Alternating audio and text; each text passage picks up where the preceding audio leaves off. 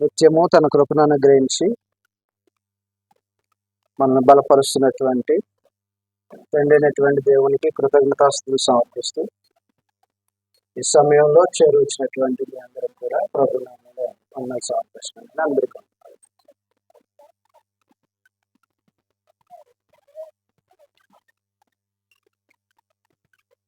భూమి మీద బ్రతికే ఈ జీవిత దినాలు యాత్రికులుగా పరదేశికులుగా చూస్తే మన ఇల్లు ఏంటి,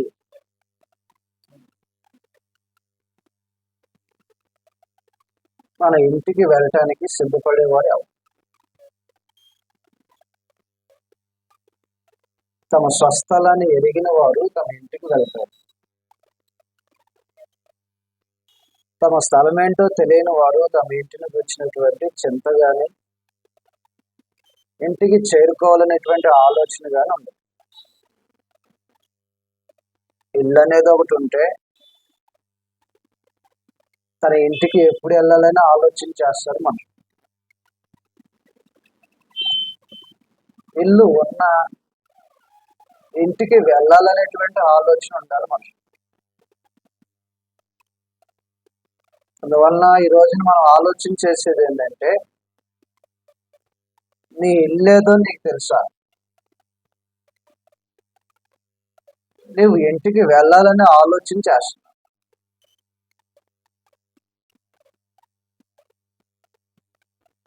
ఇల్లు తెలిసిన వారు ఇంటికి వెళ్ళాలనే ఆలోచన ఉంటే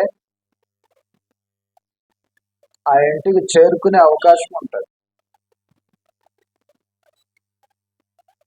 దేవుడు తన గ్రంథంలో రాయించినట్టుగా మన ఇల్లేదో గుర్తించి ఇంటికి వెళ్ళటానికి సిద్ధపడటానికి తగిన ఏర్పాట్లు చేసుకోవటానికి ఈ సంగతులు ఆలోచన చేయబోతాం.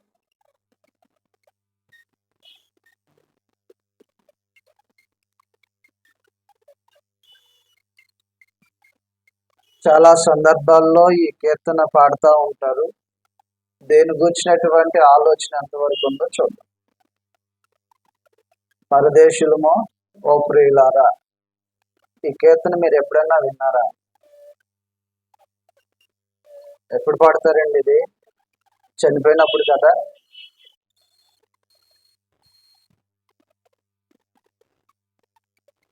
చనిపోయినప్పుడు పాడాలనేటువంటి ఆలోచన ఎప్పుడు వచ్చిందో ఎవరికి వచ్చిందో తెలియదు, కానీ ఈ కీర్తన మరి ఏ సందర్భంలో కూడా పాడు.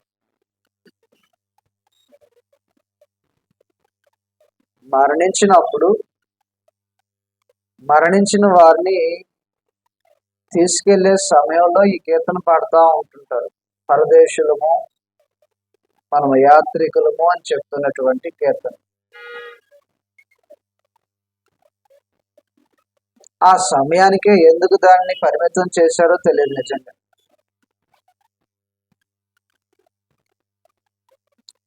ఆ రోజునే జ్ఞాపకం వస్తుంది ఆ కీర్తన, మనం పరదేశులమని. కాబట్టి లోకాన్ని దాటి వెళ్ళిపోయిన వారిని గురించి,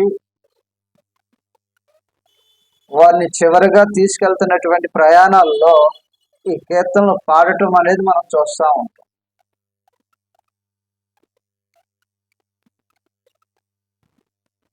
కానీ అది నిత్యము మనం జ్ఞాపకం చేసుకోవాల్సినటువంటి ఒక విషయం. భూమి మీద బ్రతుకుతున్నటువంటి నరుడు ఈ లోకంలో ఉండగా ఈ లోకంలో స్వదేశీ అవడు. ఈ లోకాన్ని విడిచిపెట్టవలసిన వాడే. విదేశీగా ఉంటాడు. తన స్థలము కాని స్థలంలో తాను నివసిస్తున్నటువంటి వాడిగా ఉంటాడు. తాను యాత్రను ముగించుకొని మరొక తన స్వస్థలానికి ఏదో ఒక సమయాన్ని వెళ్ళవలసిన వాడిగా సిద్ధపడాల్సిన వారే ఉంటారు. పేతురు రాసిన మొదటి పత్రికలో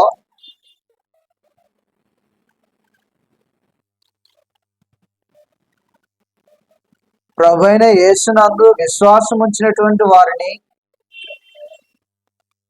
అడ్రస్ చేసినటువంటి విధానం అద్భుతం. క్రీస్తు ప్రభు నందు విశ్వాసం ఉంచేటువంటి జనము యాత్రికులు.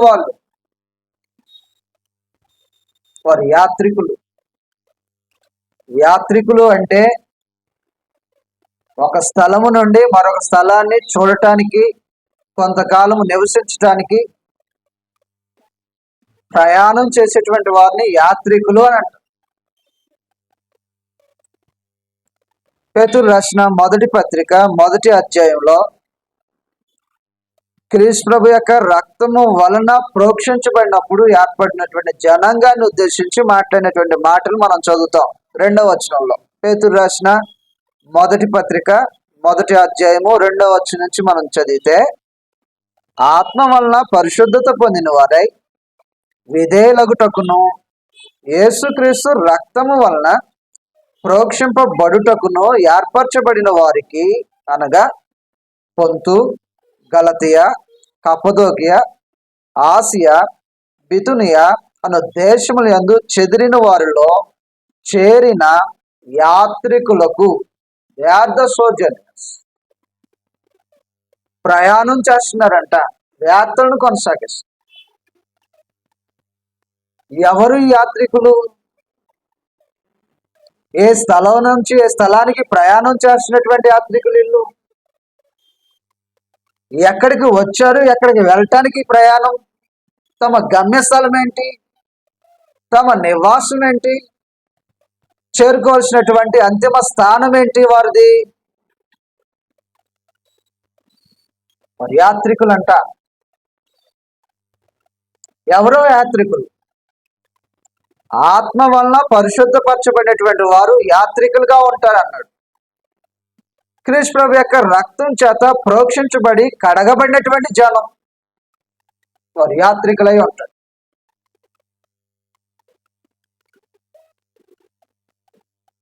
ఎవరో ఒకరు చనిపోయినప్పుడు, లోకాన్ని విడిచిపెట్టినప్పుడు ఈ పాటలు పాడుతూ ఉంటాం, పరదేశులము అని,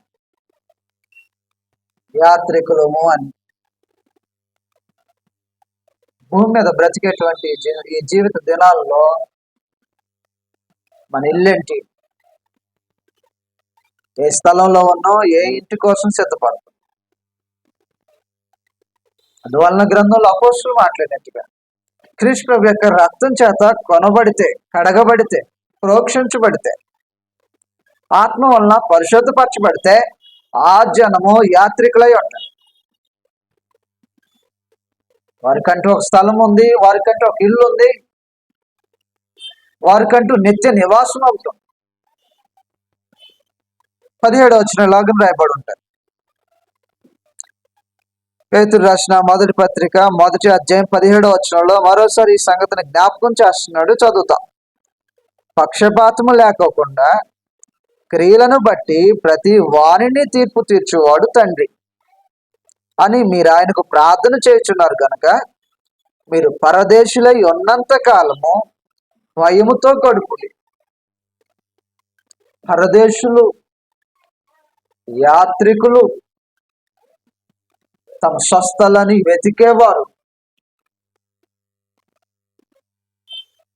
పరదేశులు, పరదేశి అంటే తన స్థలము కానిలో కొంతకాలం నివసిస్తున్నటువంటి వాడు. స్థిరమైన నివాసిని పరదేశి అని అనరు. Local, non local. ఒక స్థలము కాని వారు ఆ స్థలములో ఉంటే వారిని పరదేశి అని అంటారు. అబ్రహాము కనాను దేశంలో పరదేశిగా ఉన్నాడంట, స్వదేశిగా పిలువబడ్డ. కనాను దేశానికి చేరుకుంటాడు, వృద్ధి చెందుతాడు. కాలక్రమంలో తన భార్య చనిపోతే తన భార్య అయినటువంటి శారాను పాతిపెట్టే ఆ క్రమంలో అబ్రహాము తెలియచేసినటువంటి సంగతి ఏంటంటే, నేను మీ మధ్య స్వదేశీగా లేను, సొంత దేశస్థుడిగా లేను, నేను ఎలాగునున్నానంటే పరదేశిగా ఉన్నాను అన్నాను. ఆదికాండము 23వ అధ్యాయంలో తన భాగస్వామి అయినటువంటి శారా చనిపోతే అబ్రహాము బహుగా దుఃఖించిన వాడై తను పాతి పెట్టాలనే సమయంలో ఆ దేశంలో ఉన్నటువంటి ప్రజలతో మాట్లాడేటప్పుడు ఆ దేశ నివాసులతో ఎలాగో తెలియచేస్తున్నాడు అబ్రహాం.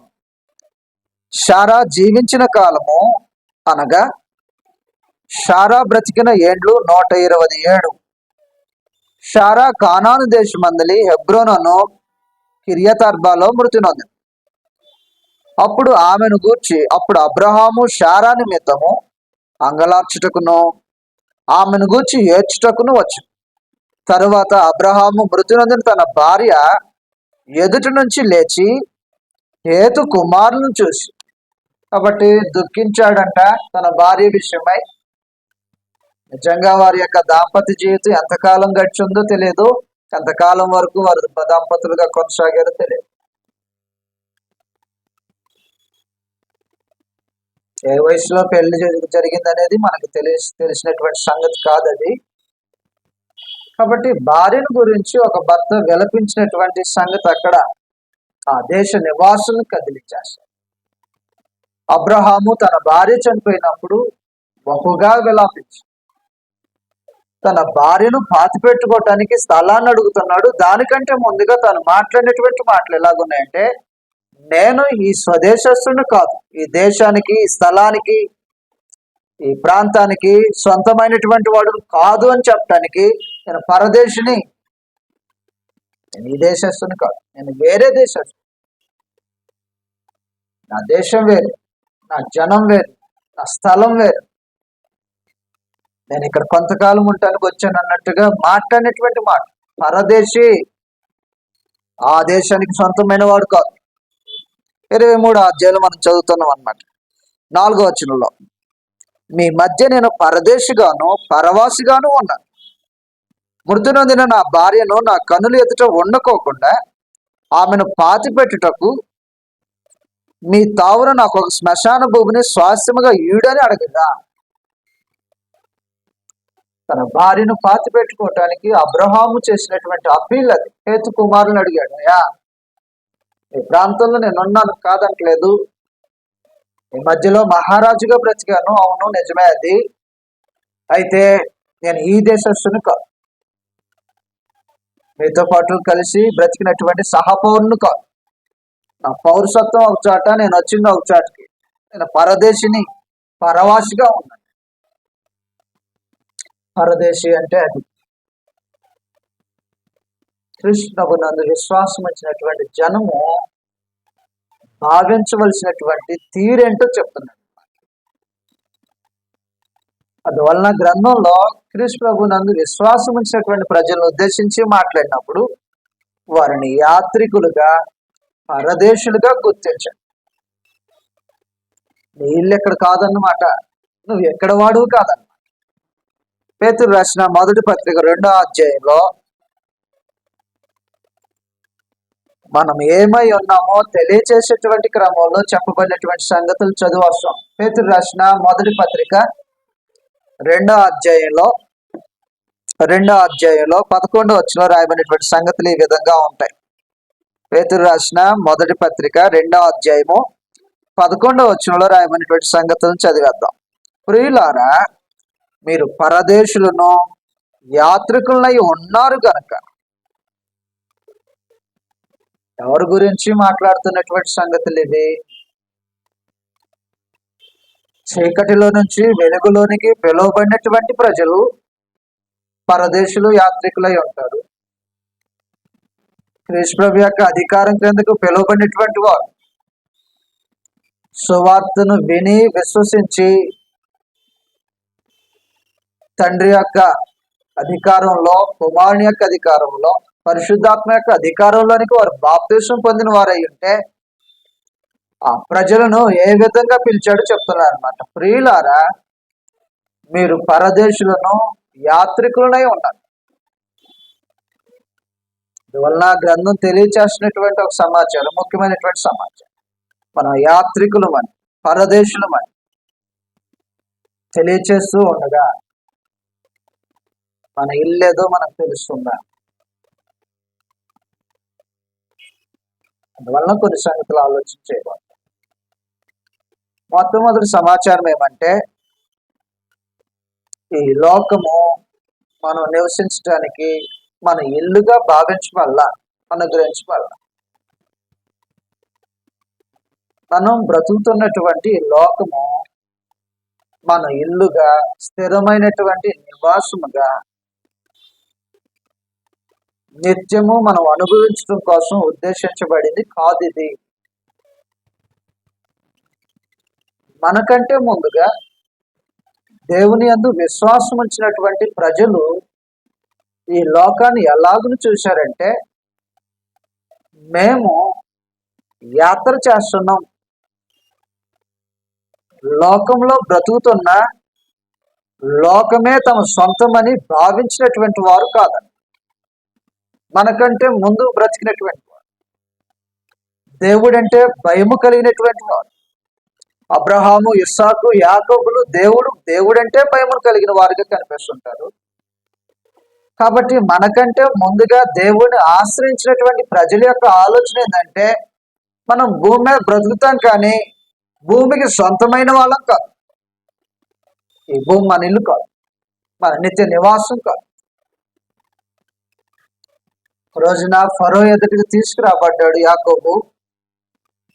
యోసేపు పరిచయం చేస్తాడు అనమాట. యాకోబుని తీసుకెళ్లి ఫరో ఎదుట నిలబెట్టి మా నాయన అని చెప్తే, ఫరో ఏదో కొద్దిసేపు ముచ్చటించడానికి పూనుకున్నాడు అనమాట. ఏమండి, మీరు ఎంత వయసు ఉంటుంది, మీరు ఎంతకాలం బ్రతికారు, ఇప్పుడు మీ వయసు ఎంత అని అన్నాడు. ఫరోకి ఎందుకు అనగా అడగాలనిపించిందో నిజంగా తెలియదు అన్నమాట. యాకోబు యొక్క దేహపు పరిస్థితిని చూసి అడిగాడు, లేకపోతే ఏశావే ఎంతకాలం ఉన్నాడు కదా ఇక్కడ, ఆయన తండ్రి అంటే ఎంత వయసు ఉంటుందో అని అడిగాడు. అందుట్లో ఏసేపు యొక్క లెక్క ఎంత, బిడ్డల్లో లాస్ట్ నుంచి 2 కదా, అంటే ఇంతకంటే ముందు ఇంకో 10 మంది ఉన్నారంటే, లేదా 19 మంది ఉన్నారంటే, 10 మంది ఉన్నారంటే, అసలు మొత్తానికి ఈయన వయసు ఎంత ఉంటుందో అడగాలనిపించింది అంట ఫరో. ఫరో దగ్గర వెళ్ళి యాకోబు నిలబడితే, అయ్యా మీ వయసు ఎంత అని అడిగితే, నా వయసు అండి ఇన్ని సంవత్సరాలు అండి అని అని చెప్తాం. మనలో ఎవరిని అడిగిన అదే కదా చెప్పేది. మీ వయసు ఎంత అని ఎవరినన్ను అడిగితే టక్కున 20 అయితే 20, 30 అయితే 30, 40 అయితే 40, ఇలాగన 70 అయితే 70 అని చెప్పారు. ఈ మనిషి నేడున్నటువంటి మానవాళి అందరినీ ఆలోచన చేశాడు. అద్భుతమైనటువంటి రూపంలో భూమి మీద తాను ఎలాగను బ్రతకటానికి సిద్ధపడ్డాడో తన యొక్క ఆలోచన తెలియజేశాడు. మనకంటే ముందుగా బ్రతికినటువంటి మనుషుల్లో ఈ ఆలోచన ఎలాగుందంటే, భూమికి మేము సొంతం కాదు, ఇది మా నిత్య నివాసం కాదు. ఆదికాండం 47వ అధ్యాయంలో ఫరో ఎదుట నిలబడినటువంటి యాకోబు తెలియచేసినటువంటి సమాధానం అది. నీ వయసు ఎంత, నీ వయసు ఎంత అంటే తను తెలియచేసినటువంటి సమాధానం ఎలాగ రాయబడి ఉంటుంది. ఆదికాండం 47వ అధ్యాయము 8వ వచనం నుంచి లేదా 7వ వచనం నుంచి మనం చదువుతాం. 47వ అధ్యాయం 7వ వచనంలో, మరియు యోసేపు తన తండ్రి అయిన యాకోబును లోపలికి తీసుకొచ్చి ఫరో సమక్షమందు అతను నుంచగా, యాకోబు ఫరోను దీవించు. ఫరో, నీవు జీవించిన సంవత్సరములు ఎన్ని అని యాకోబుని అడిగినందుకు యాకోబు, నేను యాత్ర చేసిన సంవత్సరములు, యాత్ర అది భూమి మీద బ్రతుకుతున్నటువంటి జీవిత కాలాన్ని మీరు ఏ విధంగా చూస్తున్నారు? ఇప్పుడు నేను 20 సంవత్సరాలు యాత్రలో ఉన్నానండి, 20 సంవత్సరాల నుంచి అని చెప్పేవాళ్ళు ఉన్నారు ఈ రోజున లోకంలో. హ్యాపీ బర్త్డే టు యూ అని పాటలు పాడేవాళ్ళే కానీ, హౌ ఓల్డ్ ఆర్ యూ అంటే సింపుల్గా and 20 years old, 30 years old, 40 years old. ఈ భూమి మీద యాత్ర చేసి నేటికి 20 సంవత్సరాలు అవుతుంది అని చెప్పే మనుషులు 70 సంవత్సరాలు అవుతుంది, నా యాత్ర ఇప్పటికి 70 సంవత్సరాలు అవుతుంది. 70 సంవత్సరాల నుంచి ప్రారంభించబడింది నా యాత్ర. యాత్ర చేస్తున్నాడు అంటేనే ఒకే ఒక భావన, తాను ఒక స్థలానికి వెళ్ళటం కోసం ఇక్కడ ఉన్నాడేనా. నీ వయసు అంతా, నీ జీవిత దినములు ఎన్ని సంవత్సరాలు? నా జీవిత దినములు ఇన్ని సంవత్సరాలు చెప్పుకోకుండా నేను యాత్ర చేసిన సంవత్సరాలు మాట్లాడుతున్నాను. చదువుతో మరోసారి, నేను యాత్ర చేసిన సంవత్సరములు 130, నేను జీవించిన సంవత్సరములు కొంచెమే గాని అని తన జీవితపు దుఃఖాన్ని వాపోతున్నటువంటి వాడుగా కనబడుతున్నాడు యాత్ర. అందువల్ల మనకంటే ముందుగా బ్రతికినటువంటి వారిలో, మరి విశేషంగా దేవుడేంటో ఎరిగినటువంటి వారిలో, తమ జీవిత దినాలను, తమ జీవితపు సంవత్సరాలను ఏ విధంగా భావించారంటే, మేము యాత్ర చేస్తున్నాం ఈ లోకంలో.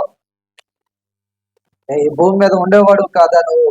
మేము ఈ భూమి మీద ఉండేవాళ్ళం కాదు, ఈ భూమి సొంతమైన వారం కాదు, ఈ భూమిని మాకు స్థిరమైనటువంటి నివాసంగా భావించిన వారం కాదు. నా స్థలం వేరే, నేను వెళ్ళాల్సిన గమ్యం వేరే, నేను ఒక దేశానికి సంబంధించిన. మరొక వ్యక్తి మాట్లాడుతున్నాడు ఎలాగా, భూమి మీద బ్రతుకుతున్నటువంటి దినాలను యాత్రగా చూసినటువంటి వారు. దినవృత్తాంతాల మొదటి గ్రంథము 29వ అధ్యాయంలో రాయబడినటువంటి సంగతులు చదువుతాం. దినవృత్తాంతాల మొదటి గ్రంథము 29వ అధ్యాయంలో ఇశ్రాయేలు జనాంగాన్ని పరిపాలన చేయటం కోసం దేవుని చేత రాజుగా నియమించబడినటువంటి రాజు ఆయన ఆధిపత్యాన్ని, అధికారాన్ని కలిగిన వాడే సింహాసనం మీద కూర్చొని ఇశ్రాయేలు అనేటువంటి దేవుని ప్రజలను దేవుని పక్షంగా ఏలుబడి చేసిన వాడు ఆయన తెలియచేసినటువంటి సంగతులు ఎలాగో అధికారాన్ని చూశాడు. పరిపాలన అంటే ఎలాగుంటుందో, రాజు సింహాసనం మీద కూర్చుంటే వారి యొక్క ఆలోచనలు ఎలాగుంటాయో ఆయన బాగుగా ఎరిగిన వాడు. అటువంటి రాజ పరిపాలన చేసినటువంటి ఆ రాజు యొక్క ఆలోచన ఏంటంటే, భూమి మీద పుట్టే ప్రతివాడు యాత్రికుడు. నీ అధికారము ఈ భూమికి సొంతం చేయదు. తను పరిపాలన చేసిన దానిని బట్టి తను ఈ భూమికి సొంతమైన వాడిగా కానీ, శాశ్వతమైనటువంటి అధికారము తనకు నిత్యము ఉంటుందనేటువంటి ఆలోచన లేకోకుండా తను మాట్లాడే ఈ విధంగా దినవృత్తాంతాల మొదటి గ్రంథము 29వ అధ్యాయంలో 15వ వచనంలో రాయబడినటువంటి సంగతులు మనం చదువుతాం. దినవృత్తాంతాల మొదటి గ్రంథం 29వ అధ్యాయం 15వ వచనంలో, మా పితరులందరి వలనే మేమును, ఈయన గురించి మాట్లాడలే, ఈయన కంటే ముందుగా తమ పితరులతో జ్ఞాపకం చేసి మాట్లాడుతున్నారు. మా పితరులు ఎలాగైతే భూమి మీద వచ్చారు పోయారో, వచ్చారు వారు వెళ్ళిపోయారు, వారి కాలాన్ని వారు ముగించుకొని వారు వెళ్ళిపోయారో, మేమును నీ సన్నిధిని అతిథులమును పరదేశంలో ఉన్నాం. భూమి మీద బ్రతుకుతున్నటువంటి తన జీవిత దినాల గురించి మాట్లాడుతున్నట్టు అతిథి. గెస్ట్ అని ఎవరిని అంటారు? రోజు అక్కడే ఉండేవాడిని గెస్ట్ అంటారా? అలా విచిత్రంగా పిలుస్తారా గెస్ట్ అని? రోజు ఒకే స్థలంలో ఉండేవాడు, ఎప్పుడన్నా వచ్చిపోయేవారు కదా గెస్ట్. అతిథి అంటే అక్కడ ఉండేవాడు కాదు, ఎప్పుడన్నా ఒకసారి వచ్చిపోయేవాడు. ఈ భూమి మీద బ్రతుకుతున్నటువంటి జీవిత దినాలను వారు ఏ విధంగా భావించి మాట్లాడుతున్నారు. మనకంటే ముందుగా దేవుని ఆశ్రయించినటువంటి ప్రజలు తమ జీవిత దినాలను, తమ సంవత్సరాలను ఏ విధంగా ఆలోచన చేస్తున్నారంటే, మేము భూమి మీద నీ సన్నిధిలో అతిథులమును యాత్రికులమై. యాత్రికులు ఒక స్థలానికి చేరుకోవాలని ప్రయాణం చేస్తారు. అందువల్ల దేవుని ఆశ్రయించినటువంటి ప్రజల యొక్క ఆలోచనలు ఏ విధంగా ఉన్నాయంటే, ఒకనాడు యాకోబు తెలియచేశాడు, నేను యాత్ర చేసిన సంవత్సరములు వెళ్ళాయి. ఒకనాడు అదే వంశం నుంచి వచ్చినటువంటి యాకోబు, ఇశ్రాయేలు యొక్క జనం నుంచి వచ్చినటువంటి దావీదు, నా జీవిత దినాలు ఈ సన్నిధిలో అతిథిగాను యాత్రికుడిగాను ఉన్నాయి. ఏమి అద్భుతమైనటువంటి ఆలోచనలో. ఇదే ఆలోచన మన పితరుడైనటువంటి అబ్రహాము సైతం కలిగి ఉన్నాడంట. కనాను దేశంలో బహుమంది పనివారు ఉన్నారు, ఆస్తిపాస్తులు ఉన్నాయి, వెండి బంగారాలు కలిగి ఉన్నాడు, బహు ధనవంతుడై ఉన్నాడు.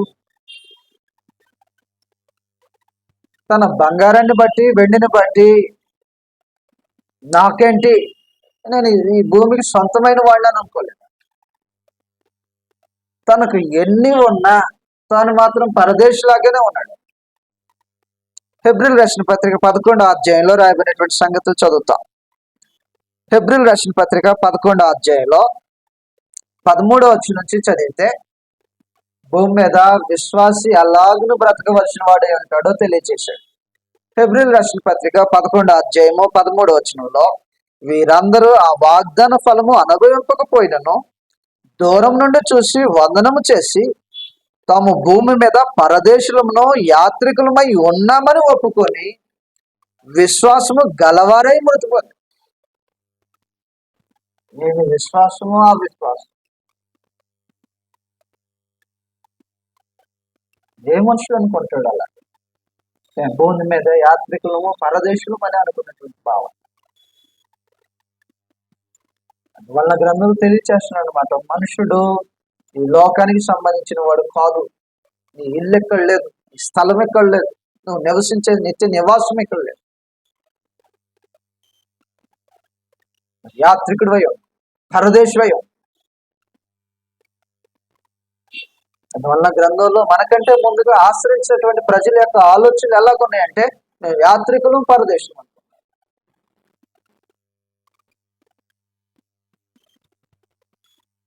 నీ ఇల్లు అక్కడ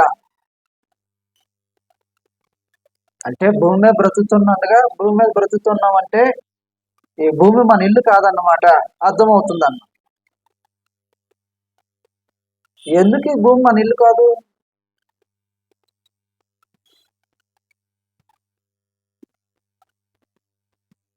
ఎందుకు ఈ భూమి మన ఇల్లు కాదు? 70-80 సంవత్సరాలు బ్రతుకుతున్నాం కదా, లేదంటే 100 సంవత్సరాలు బ్రతుకుతున్నాం కదా, ఎందుకు ఈ భూమి మన ఇల్లు కాదు? కారణం ఏమంటే,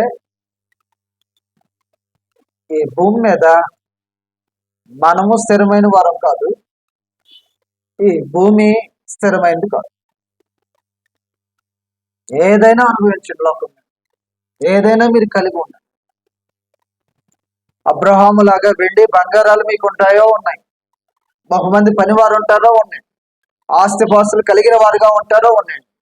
ఏది ఉన్నా మనము స్థిరము కాదు, ఈ భూమి స్థిరం కాదు, ఇది నిత్య నివాసం కాదు.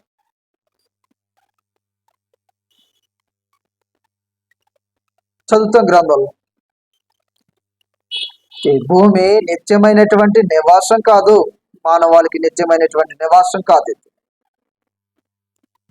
ఇది ఎత్తి వేయబడుతుంది ఏదో ఒక రోజున. ఎత్తి వేయబడేది నీకు నిత్య నివాసమై ఉండదు, ఇది నీకు శాశ్వతంగా ఉండేది కాదు. హెబ్రీయులకు రాసిన పత్రిక 1వ అధ్యాయము 10వ వచనం నుంచి మన సంగతులు చదివితే ఎలాగని రాయబడి ఉంటాయి. హెబ్రీయులకు రాసిన పత్రిక 1వ అధ్యాయము 10వ వచనంలో ఎందుకు ఈ భూమి మీకు నివాసము కాదో చెప్తున్నటువంటి సంగతి. కాబట్టి భూమి మీద బ్రతుకుతున్నాము, భూమి మన సొంతమని, భూమే మన ఇల్లని, భూమే మనకు నిత్య నివాసం అని మనుషులు భ్రమపడకోకుండా ఉండటానికి ఎందుకు ఈ భూమి మనకు నిత్యమైనటువంటి నివాసం కాదో చెప్తున్నాడు అన్నమాట. హెబ్రీయులకు రాసిన పత్రిక 1వ అధ్యాయము 10వ వచనం నుంచి చదివితే, ప్రభువా నీవు ఆదియందు భూమికి పునాది వేసితివి, ఆకాశములు కూడా నీ చేతి పనులే, అవన్నీ వస్త్రం వలె పాతగిలును, ఉత్తరీము వలె వాటిని మడిచివేతు, అవి వస్త్రం వలె మార్చబడును గాని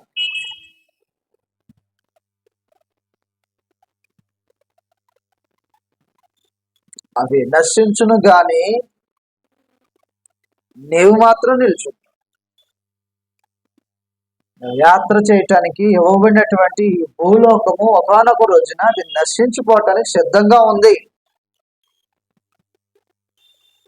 ఏదైనా అనుభవించు. భూమికి సంబంధించి భూ పరిధిలో నీకు ఏది కలిగి ఉన్నా ఏదో ఒక రోజున అవి నాశనం అవుతాయి.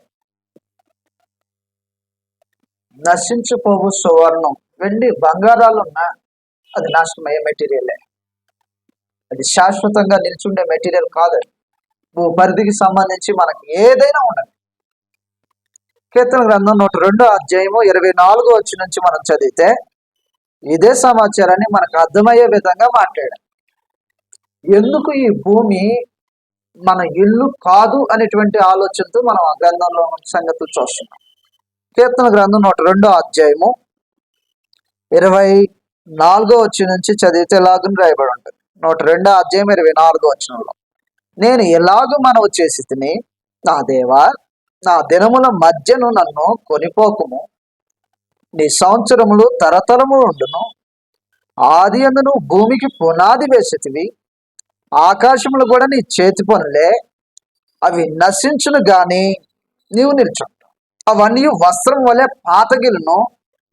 ఒకడు అంగవస్త్రమును తీసివేసినట్లు నీవు వాటిని తీసివేయదువు, అవి మార్చబడును. వస్త్రము వలె మడత వేసి పక్కకి తీసివేయబడేదన్నమాట లోకం. ఈ లోకం నీ ఇల్లు ఎందుకు కాదంటే, ఈ లోకము వస్త్రము వలె పాతగిలుతుంది. పాతగిలిని దాన్ని తీసి బయట వేసినట్టుగా. పాత వస్త్రాలను కొన్ని మార్లు ఏం చేస్తారంటే తీసివేసి అవసరమైతే దానికి నిప్పంటిచ్చేసి తీసేస్తారు. ఈ లోకం నీ ఇల్లు ఎందుకు కాదు, ఇది గతించిపోతుంది. ఈ లోకం గతించిపోతుంది కాబట్టి నీ ఇల్లు అవ్వాల, నిత్య స్థానం అవ్వాలి. ప్రభువుని యేసు ఎలాగని తెలియజేశాడు. మత్తయి సువార్త 5వ అధ్యాయంలో రాయబడినటువంటి సంగతులు చదువుతాం. 5వ అధ్యాయం,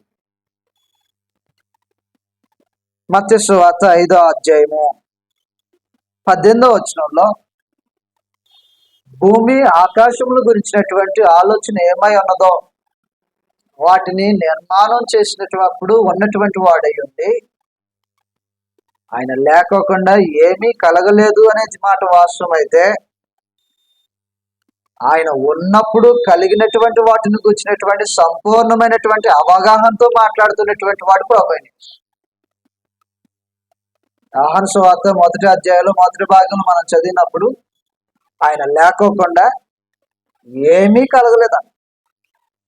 కాబట్టి భూమి ఆయన ఉన్నప్పుడు, ఆకాశము ఆయన ఉన్నప్పుడు, అందరి సమస్తము ఆయన ఉన్నప్పుడు కలిగినవి. కాబట్టి కలిగినప్పుడు ఆయన ఉన్నవాడు వాటిని గూర్చినటువంటి సంపూర్ణమైనటువంటి అవగాహనతో మాట్లాడేటప్పుడు ఏమన్నాడంటే 18వ వచనంలో, ఆకాశమును భూమియు గతించిపోయిననే, అవి గతించిపోయాయి,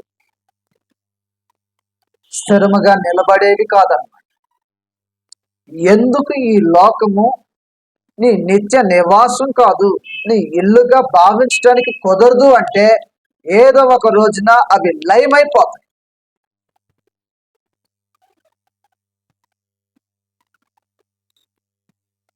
భూమి మీద బ్రతికే ఈ దినాల్లో మనుషుడు ఎలాగూ బ్రతకాలో భూమి మీద చెప్తున్నాడు అనమాట. యాత్రికుడిగా బ్రతుకు, పరదేశిగా బ్రతుకు.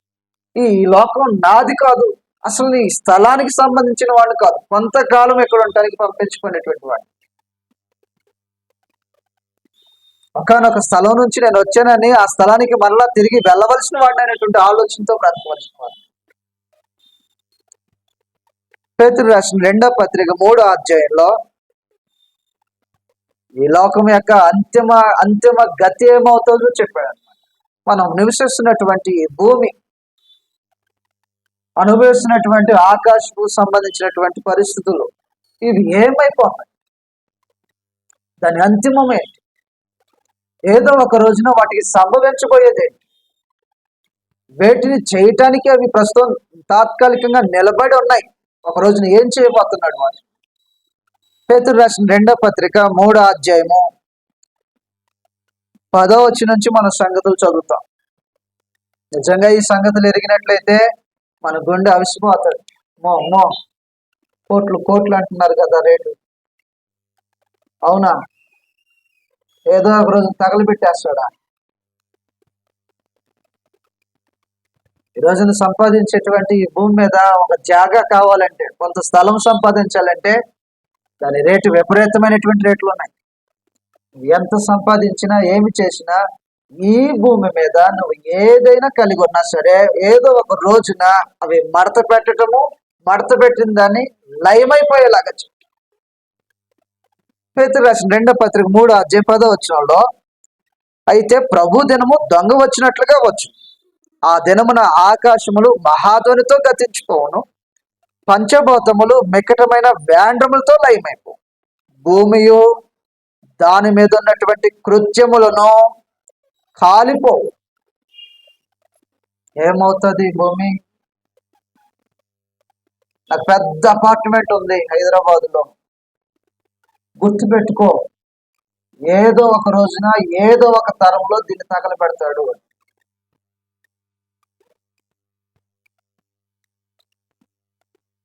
మనసు ఒప్పుకోదు కదా అలాగా. అరే,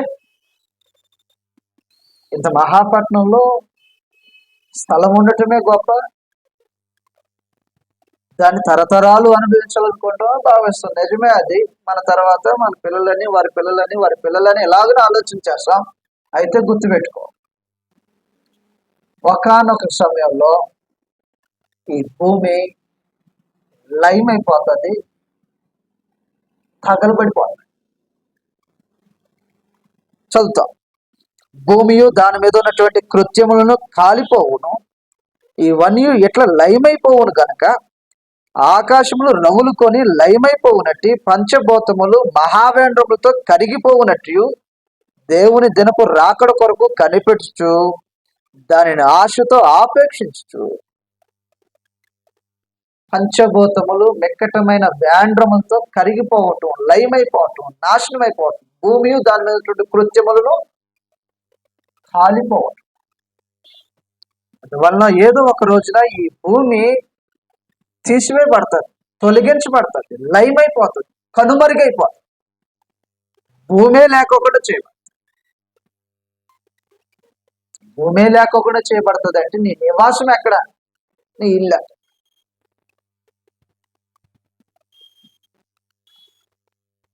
అంటే ఇది కాదన్నమాట. ఇది గతించిపోయేది, లోకము గతించిపోయేది. లోకము, లోకములో ఉన్నదంతయు గతించిపోయేది. యోహాను రాసిన 1వ పత్రిక 2వ అధ్యాయంలో 16వ వచనం నుంచి మనం చదివితే, ఈ లోకమును ప్రేమించొద్దు, భూమి ఆకాశములు వాటిలో ఉన్నటువంటి సమస్తానికి సంబంధించి.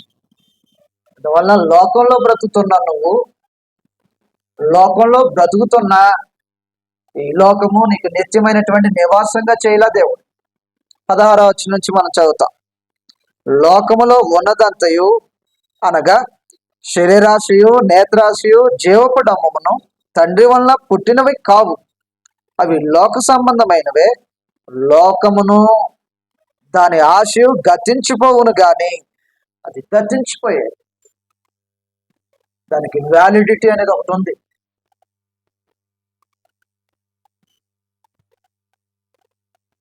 దానికి ఎక్స్పైరీ డేట్ అనేది ఒకటి ఉంది.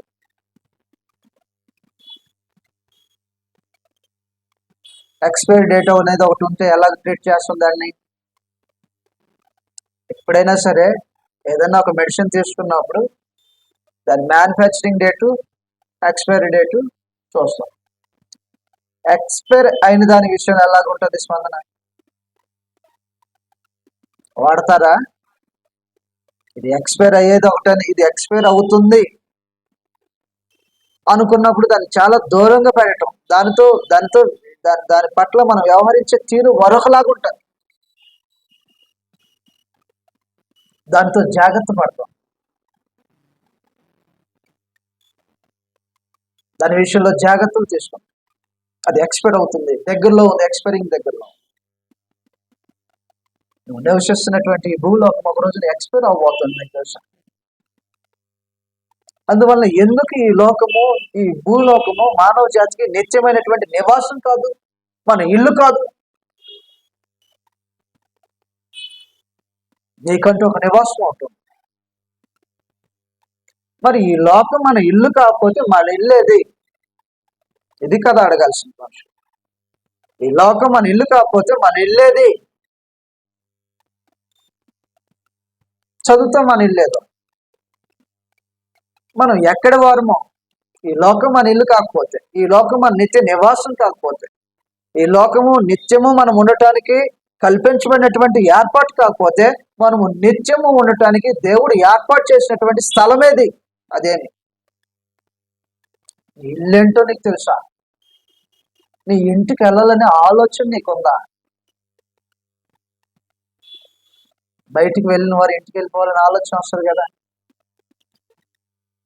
ఎవరికి వచ్చిందా ఆలోచన ఇంటికి వెళ్ళాలని? మనకంటూ ఒక ఇల్లు ఉందని, ఇంటికాడ ఎదురు చూసే వాళ్ళు కొంతమంది ఉన్నారని, బాధ్యతలు ఉన్నటువంటి వారు ఖచ్చితంగా తమ ఇంటికి వెళ్ళాలని ఆలోచన కలిగిన వారు మొట్టమొదటి తమ ఇంటికి వెళ్ళాలని ఆలోచన చేస్తారు. అసలు నీ ఇల్లే నీకు తెలియకపోతే ఇంటిని కూర్చుని ఆలోచన నీకు ఉండదు. నువ్వు ఎక్కడి నుంచి వచ్చావో నీకు తెలిస్తే అక్కడికి వెళ్ళటానికి వీలు కలిగిద్దని అన్నాడు గ్రంథంలో. ఈ రోజున మానవ జాతి ఎందుకు పైనున్నటువంటి వాటిని వెతకట్లేదు? నిత్య నివాసాన్ని చూడట్లేదు. తాము నివసించడానికి తాము నిత్యము ఒక నివాసము దేవుని చేత సిద్ధపరచబడుతుంది అనేటువంటి ఆలోచనలు ఎందుకు మనుషులు చూడట్లేదంటే, తమకంటూ ఒక ఇల్లు ఉందని, ఇది ఇల్లు కాదనేటువంటి సంగతి తాము ఎరగకపోవటం. ఈ ఇల్లేంటో నీకు తెలుసా? ఫిలిప్పీయులకు రాసిన పత్రిక. క్రీస్తు ప్రభు నందు విశ్వసించినటువంటి జనాంగానికి తమ ఇంటిని గూర్చినటువంటి ఆలోచన ఉంటుంది. తాము ఎక్కడ పౌరులమో తాము ఎరిగిన వారై. ఫిలిప్పీయులకు రాసిన పత్రిక 3వ అధ్యాయంలో, ఫిలిప్పీయులకు రాసిన పత్రిక 3వ అధ్యాయంలో 19వ వచనం నుంచి మాట్లాడేటప్పుడు ఈ సంగతులు తెలియచేశాడు. భూమి మీద బ్రతుకుతున్నటువంటి మనుషులు వేటిని బట్టి అతిశయించకూడదు, వేటి విషయాల్లో తాము సిగ్గు పొందవలసిన వారై ఉన్నారో తాము ఎరిగితే అసలైనటువంటి తమ పౌరస్థితి మరొక స్థలంలో ఉంది అని గుర్తిస్తారా.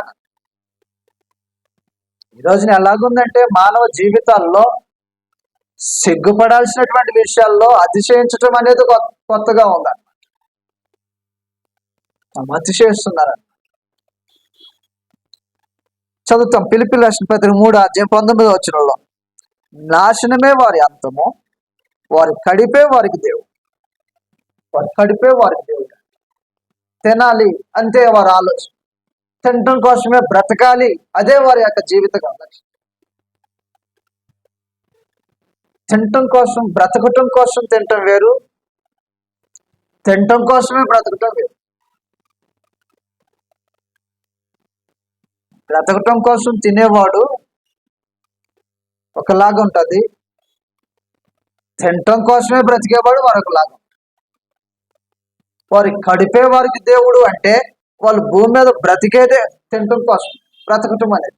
చదువుతాం గ్రంథం ఇలాగన, వారు కడిపే వారి దేవుడు, వారు తాము సిగ్గుపడవలసిన సంగతులు యందు అతిశయపడుతున్నారు. గొప్పగా చెప్పుకుంటున్నారు. తమేదో గనులు మని, జ్ఞానులు మని, ఉన్నతమైన వారు, పేరు ప్రఖ్యాతులు సంపాదించుకునేటువంటి వారు, సమాజంలో తమకంటూ ఒక మంచి హోదాను కల్పించుకోవటానికి చేయటం మంచిదే, ఇవన్నీ కల్పించుకోవటం. కానీ అది అతిశయ కారణం కాదనమాట. నీ అతిశయ కారణం ఏమంటే, you are not the citizen of this world. ఈ లోకానికి సంబంధించినటువంటి పౌరుడు కాదు. నీకంటూ ఒక స్థలము, నీకంటూ ఒక పౌరస్థితి ఒక స్థలంలో ఉంది. చదువుతాం అది. వారు సిగ్గుపడవలసిన సంగతి లేదు, అతిశయపడుచున్నారు, భూ సంబంధమైన వాటి అందే మనసుంచుతున్నారు. ఒక రోజులో నువ్వు ఎన్ని మారులు భూ సంబంధమైన వాటిని గురించి కాకోకుండా పర సంబంధమైన వాటిని గురించి ఆలోచించాలి? నిజంగా చెప్పండి. ఒక దినములో భూ సంబంధమైనటువంటి వాటిని గురించి కాకుండా పర సంబంధమైనటువంటి ఆలోచనలు చేసినటువంటి వారు అందరూ ఎన్ని మార్లు తలుచుకుంటారు. మనం ఈ లోకానికి సంబంధించిన వాళ్ళం కాదు అని ఎప్పుడన్నా మీకు జ్ఞాపకం వస్తుంది? అసలు నేను ఇక్కడ పౌరుడినే కాదు.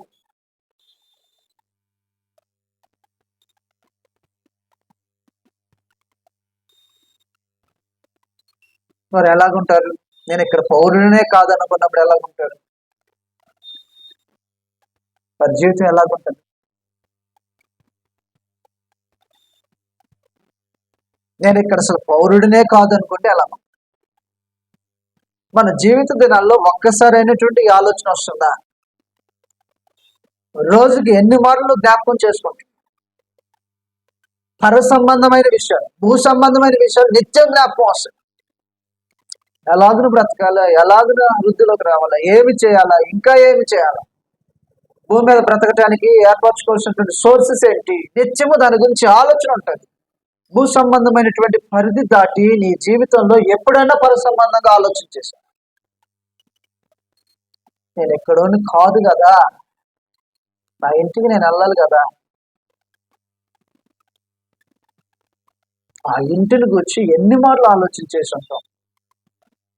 కింద భాగంలో మాట్లాడుతూ భూ సంబంధమైన వాటి అందే మనసు ఉంచుతున్నారు, మన పౌరస్థితి పరలోకమందు. ఏంటో ఈ భాగ్యం! ఉండేవాడి కదా అనుగ్రహించాల్సింది పౌరస్థితి. ఆంధ్ర నుంచి తెలంగాణకు వచ్చేసారు అనుకోండి, ఎన్ని సంవత్సరాలకు వచ్చింది? వీళ్ళు తెలంగాణ వాళ్ళని చెప్పుకోవడానికి ఎన్ని సంవత్సరాలు ఉండాలి? మినిమం ఒక 3-4 సంవత్సరాలు ఎక్కడే నివాసం అండి, అన్నిటిని ఇక్కడ మార్చేసుకుంటే మీకు ఈజీగా ట్రాన్స్ఫర్ అయిపోతుంది. ఇక్కడ లేకుండా నేను ఆంధ్రాలోనే ఉంటే నాకు తెలంగాణలో రేషన్ కార్డు ఏంటంటే ఇస్తారు. మరి నేను ప్రేమించి ఆయన ఏదో బ్రతిమలాడుతున్నాళ్ళండి ఇచ్చేయండి, సరే ఆయనకి ఏదో అవసరం ఉండి ఉంటుందిలేండి ఇచ్చేయండి అంటారా? ఇస్తారు అలాగా? ఏ స్థలంలో నీకు పౌరస్థితి కావాలో ఆ స్థలంలో బ్రతికితే కదా నీకు అనుగ్రహించేది. కానీ క్రీస్తు ప్రభు నందు దేవుడు అనుగ్రహించినటువంటి ఈ భాగ్యం ఏంటంటే భూమి మీద బ్రతుకుతుంటే పరలోకపు పౌరస్థితి. క్రీస్తు చేసినందు విశ్వాసం ఇచ్చినటువంటి జనాంగానికి అనుగ్రహించబడినటువంటి గొప్ప ఆధిక్యత. నువ్వు భూమి మీదే ఉంటావు, కానీ పరలోకంలో ఉంటుంది పౌరస్థితి. నీకంటూ ఇల్లు, నిత్యమైన నివాసం, దేవుని చేత కట్టబడుతున్నటువంటి నివాసం. భూలోకం ఇల్లు కాదనమాట, ఇది నిత్యమైన నివాసం కాదనమాట. కొరింథీయులకు రాసిన 2వ పత్రిక 5వ అధ్యాయము 1 వచనం నుంచి మనం చదివితే ఆ ఇల్లు దేవుని చేత కట్టబడుతున్నదంట. నీ ఇల్లు ఏంటో నీకు తెలుసు, నువ్వు వెళ్ళవలసిన స్థలం ఏంటో నీకు తెలిస్తే ఆ ఇంటి కోసం సిద్ధపడు, ఆ ఇంటి కోసం రెడీ సిద్ధపడటానికి అవకాశం ఉంటుంది. కొరింథీయులకు రాసిన 2వ పత్రిక 5వ అధ్యాయము 1 వచనం నుంచి మనం ఈ సంగతులను చదువుతాం. భూమి మీద మన గుడారమైన ఈ నివాసము శిథిలమైపోయినను చేతి పని కాక దేవుని చేత కట్టబడినదియు నిత్యమైనదియునైనా నివాసము పరలోకమందు మనకున్నదని ఎరిగితే. భూమి మీద లేదా? నీవు నివాసం భూమి మీద లేదా? ఎక్కడుంది నీ నివాసము?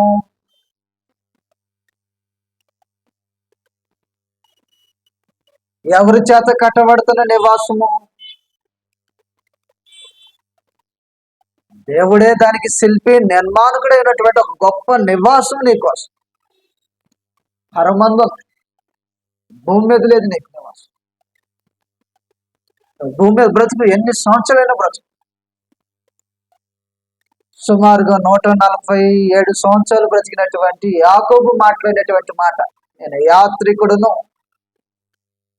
175 సంవత్సరాలు బ్రతికినటువంటి అబ్రహాము మాట్లాడినటువంటి మాట, భూమి మీద మేము పరదేశము యాత్రికులమని. ఈరోజు మనకి ఎందుకు అనిపించట్లేదు ఇది మనం యాత్ర చేస్తున్నామని, పరదేశులుగా ఉన్నామని, ఒకనొక స్థలానికి వెళ్ళవలసిన వారమై ఉన్నాం. చనిపోయినప్పుడు పాడతారా ఈ పాట? చనిపోయిన వాడి కోసం పాడేది ఈ పాట? చనిపోయిన వాడి కోసమే కదండి పాడేది ఆ పాట? బ్రతికున్న వాళ్ళ కోసమే పాడేది ఆ పాట? బ్రతికున్న వాళ్ళ కోసం అయితే ఆ రోజున ఎందుకు పరిమితం చేస్తున్నారు ఈ పాట? పరదేశులము ఓ ప్రియులారా, అది కూడా ఆ రోజునే పర్టికులర్ జ్ఞాపకం వస్తుంది మనకు ఆ పాట. భూమి మీద బ్రతికే దినాల్లో మన పరదేశులు మనం గుర్తించట్లేదా?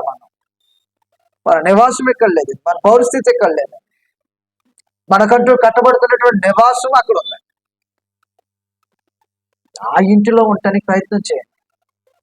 అద్భుతమైన నిర్మాణం, దాన్ని వర్ణించడానికి మాటలు సైతం సరిపోయినటువంటి నిర్మాణాన్ని పరమ తండ్రి చేయబోనుకున్నాడు. ప్రకటన గ్రంథంలో దాని యొక్క వర్ణన అత్యద్భుతంగా చెప్తా ఉంటాడు. దుఃఖము, వేదన, కన్నీళ్లు, భయము, మరణం అనేటువంటి విషయం లేనటువంటి ఒక నిశ్చలమైనటువంటి రాజ్యం. ఆ వీధుల గురించి మాట్లాడతాడు, బంగారపు వీధులు అని మాట్లాడతాడు. ఏం పట్టణమో అది! ఆ పట్టణంలో బ్రతకాలంటే నిజంగా దానికి యోగ్యత ఉండాలి.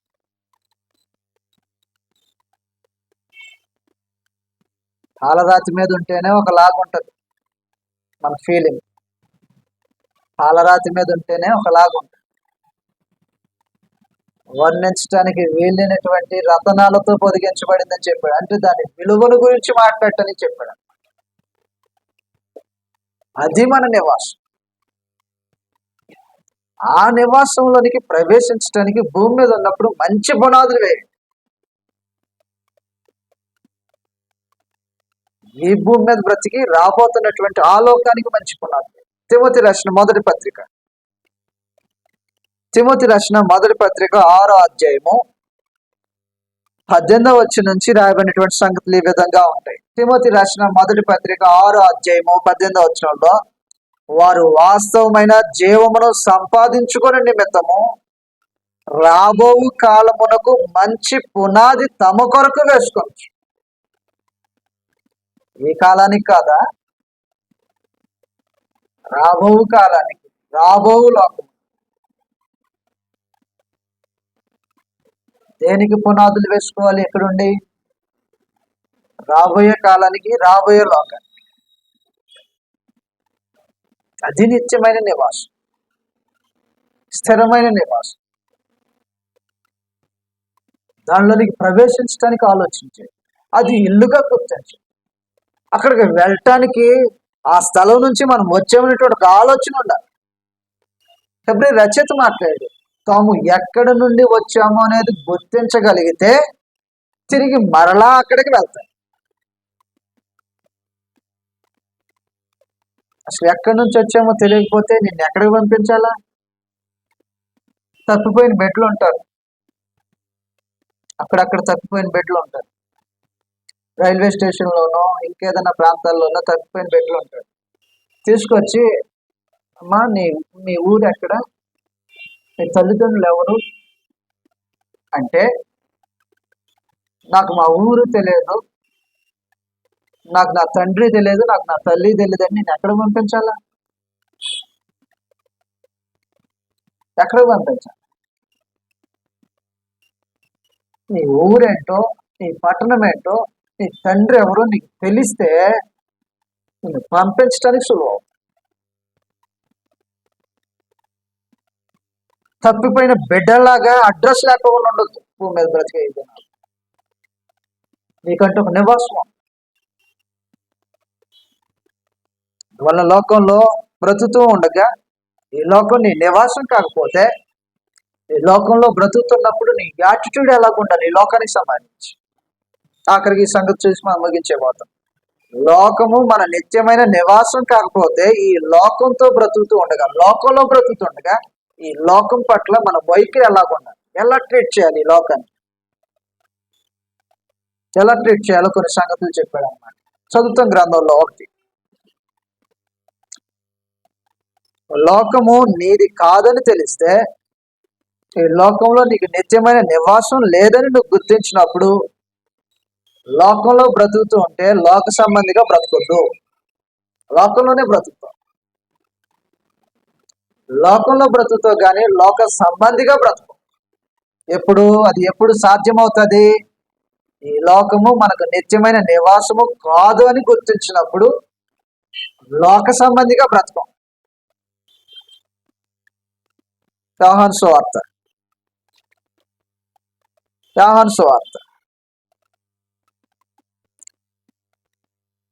17వ అధ్యాయంలో యోహాను సువార్త 17వ అధ్యాయంలో రాయబడినటువంటి సంగతులు ఏ విధంగా ఉంటాయి? 14వ వచనం చదువుతా. యోహాను సువార్త 17వ అధ్యాయం 14వ వచనంలో, నిత్యమైన నివాసము నీకు భూలోకంలో లేదు అని నీకు తెలిస్తే నేను పరలోకపు పౌరుడును, పరలోకమందు నాకు నిత్యమైన నివాసం ఉంది, దాని కొరకే భూమి మీద బ్రతుకుతున్నానని ఏ మనుషులు గుర్తిస్తారో వారి యొక్క జీవితపు శైలి ఎలాగుంటుందంటే లోకంలో బ్రతుకుతున్న లోక సంబంధిగా బ్రతకడు. లోక సంబంధిగా బ్రతకడు. మనం లోక సంబంధులుగా బ్రతుకుతున్నామంటే ఒకటే ఒకటి, నీకంటూ ఒక నివాస స్థలం ఒకటి ఉందని, నువ్వు ఎక్కడ యాత్ర చేస్తున్నామని గుర్తించుకోవటమే. యోహాను సువార్త 17వ అధ్యాయము 14వ వచనంలో, వారికి నీ వాక్యం ఇచ్చి ఉన్నాను, నేను లోక సంబంధిని కానన్నట్టు వారు లోక సంబంధులు కారు గనుక లోకము వారిని ద్వేషించుతున్నానని చెప్పి, నేను లోక సంబంధిని కాదు. ప్రభువైన యేసు లోకంలో బ్రతికాడు, లోకపు జనులతో బ్రతికాడు, లోకంలో ఉన్నటువంటి ఆహారం తిని లోక ప్రజలతో సహవాసం చేసి భూమి మీదనే బ్రతికాడు, భూమి మీదనే సంచరించాడు. కానీ ఈ లోకానికి సంబంధించిన వాడిగా బ్రతికాడు. ఎప్పుడు ఫారిన్ అన్నట్టుగా బ్రతికాడు.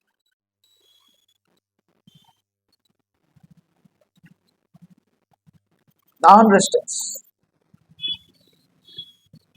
ఈ లోకంలో బ్రతుకుతాడు కానీ లోక సంబంధిగా బ్రతకలేడు,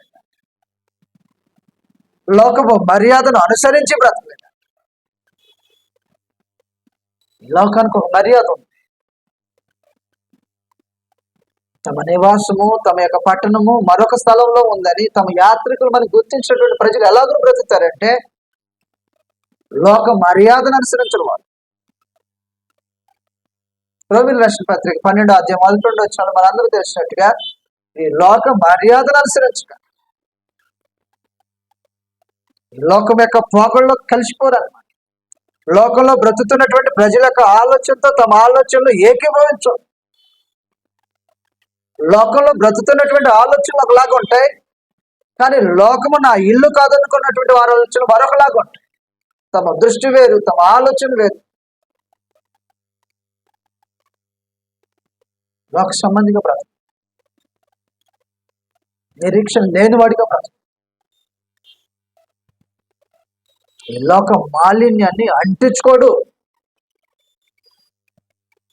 తమకంటూ ఒక పట్టణం ఉందని గుర్తించినటువంటి ప్రజల యొక్క జీవిత శైలి ఎలాగుంటుందంటే లోక మాలిన్యము తనకు అంటకోకుండా దాన్ని ఎప్పుడూ వేరుగానే చూస్తుంది.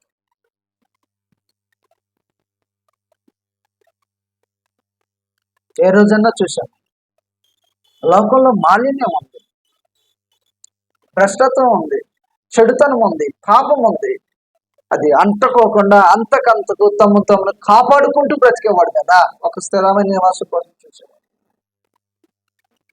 యాకోబు పత్రిక 1వ అధ్యాయం 26, 27 వచనాల్లో లోక మాలిన్యము తనకు అంటకోకుండా చూసుకుంటూ బ్రతికేవాడు స్థిరమైన నివాసం కోసం ఎదురు చూస్తున్నాడు. క్రైస్తవులుగా బ్రతుకుతున్నామంటే ఆ నివాసం కోసం బ్రతకండి, ఆ నివాసం కోసం బ్రతకండి. లోకంలో బ్రతుకుతున్న లోక సంబంధులుగా బ్రతకండి. లోక మాలిన్యాన్ని అంటించుకోవడానికి ప్రయత్నం చేయండి. అది అంటకుండా అంతకంతకు తమను భద్రపరచుకోవటానికి చూసుకోవాల్సిన అవసరం. యాకోబు పత్రిక 1వ అధ్యాయము 26వ వచనంలో తండ్రి అయిన దేవుని ఎదుట పరిశుద్ధమైన నిష్కలంకమైనటువంటి భక్తి ఏదనగా అనేటువంటి మాట్లాడే క్రమంలో 27వ వచనం చదువుతాం. తండ్రి అయిన దేవుని ఎదుట పవిత్రమును నిష్కలంకమైన భక్తి ఏదనగా దిక్కులేని పిల్లలను, విధవరాలను వారి ఇబ్బందుల్లో పరామర్శించటయు, ఇహలోక మాలిన్యము తన కంటకుండా తను కాపాడుకోవటం. ఈ లోకంలో బ్రతుకుతున్నప్పుడు ఈ లోకం మాలిన్యం నీకు అంటకుండా చూసుకో. దానిని బట్టి తెలుస్తుంది నువ్వు నిజంగా యాత్ర చేస్తున్నావు అని. యాత్రికుడు పరదేశుడు ఎప్పుడవుతావంటే లోకంలో బ్రతుకుతున్నా లోక సంబంధిగా బ్రతకపోతే నువ్వు యాత్రికుడిగానే బ్రతుకుతున్నావు అంటే అంటున్నట్టు. అసలు మనకు సంబంధం లేదన్నట్టుగా. ప్రజలందరి యొక్క ఆలోచనలు ఒకలాగా ఉంటే నీ ఆలోచనలు ఒకలాగా ఉన్నాయి. అంతేగాని లోక ప్రజలు ఆలోచించినట్టుగా, లోక ప్రజలు బ్రతుకుతున్నట్టుగా, లోక ప్రజలు నిరీక్షిస్తున్నట్టుగా, లోక ప్రజల యొక్క తలంపులు ఏవైతే ఉన్నాయో, వారి ఆలోచనలు, వారి కోరికలు ఏవైతే ఉన్నాయో వారికంటే మించి మనం వారితో పాటు ఏకీభవిస్తే ఎలాగైనా నిత్య నివాసం కోసం ఎదురు చూసేవాడు అవుతావు. అందువల్ల దయతో గమనించు, ఈ లోకంలో బ్రతికేవాడు ఎలాగూ బ్రతకాలంటే ఒక నిత్యమైన నివాసం కోసం చూసేవాడు అయితే స్వస్థ బుద్ధితో, నీతితో, భక్తితో బ్రతుకు. తీతు రాసిన పత్రిక 2వ అధ్యాయం. ఈ లోకము నీకు స్థిరమైన నివాసము కాదనుకుంటే ఎలాగను బ్రతకాల్సిన అవసరం ఉంటుంది ఈ లోకంలో. తీతు రాసిన పత్రిక 2వ అధ్యాయము 11వ వచనంలో రాయబడినటువంటి సంగతులు మనం చదువుతాం. 2వ అధ్యాయం 11వ వచనం. యాలే అనగా సమస్త మనుషులకు రక్షణకరమైన దేవుని కృప ప్రత్యక్షమై మనము భక్తిహీనతను, యహలోక సంబంధమైన దురాశలను విసర్జించి శుభప్రదమైన నిరీక్షణ నిమిత్తము అనగా మహాదేవుడును మన రక్షకుడైన యేసుక్రీస్తు మహిమ యొక్క ప్రత్యక్ష కొరకు ఎదురు చూచుచు ఈ లోకంలో నువ్వు బ్రతకాల్సిన బ్రతికేట్టు చెప్తున్నాడు అనమాట. ఈ లోకంలో స్వస్థ బుద్ధితోనూ నీతితోనూ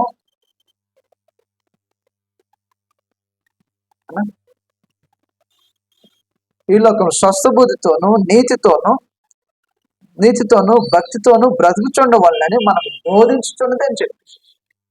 ఎలాగూ బ్రతకాలి ఈ లోకంలో బ్రతికే మనుషులు. ఈ లోకంలో ఎలాగూ బ్రతకాలి. మనం బ్రతుకుతున్నామా?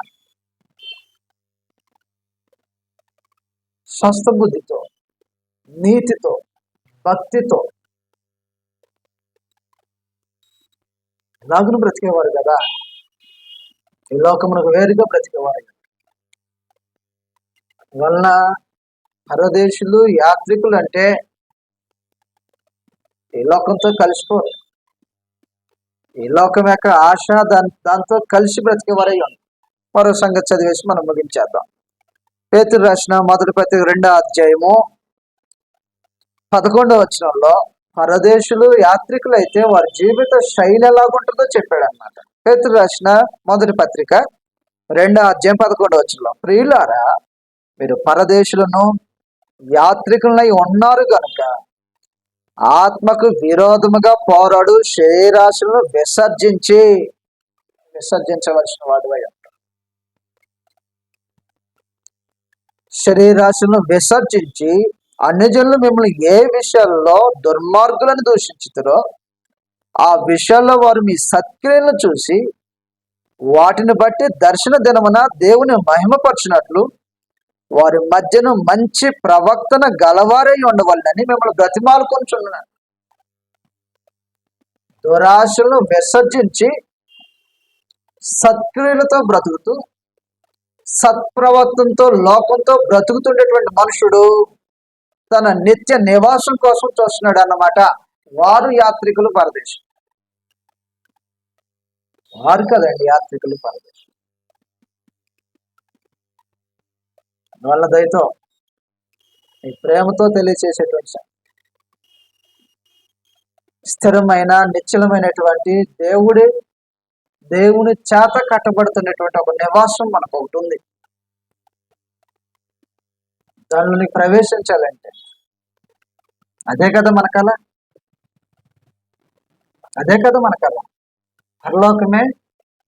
పరలోకము ఒక కీర్తన పాడాడు అనమాట ఒక మనుషుడు.